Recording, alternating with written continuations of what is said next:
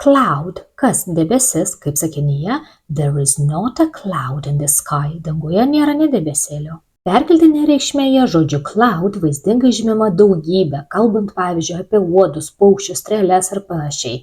Pavyzdžiui, clouds of mosquitoes, uodų debesis.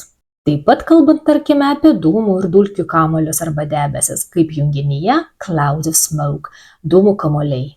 Žodis cloud būna ir veiksmažodžių su tokiamis perkeltinėmis reikšmėmis kaip paprasoti, aptemdyti ir panašiai. Kalbėdami būtuoju laiku sudarysime gramatinę formą su galūne ed, clouded. Steam clouded the windows, garai padengė langus rasa. Anger clouded my mind, piktis aptemdė mano protą.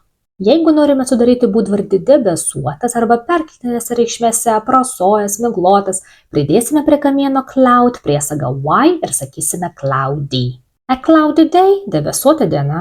A cloudy mirror, aprasojęs veidrodis. A cloudy future, miglota neaiški ateitis.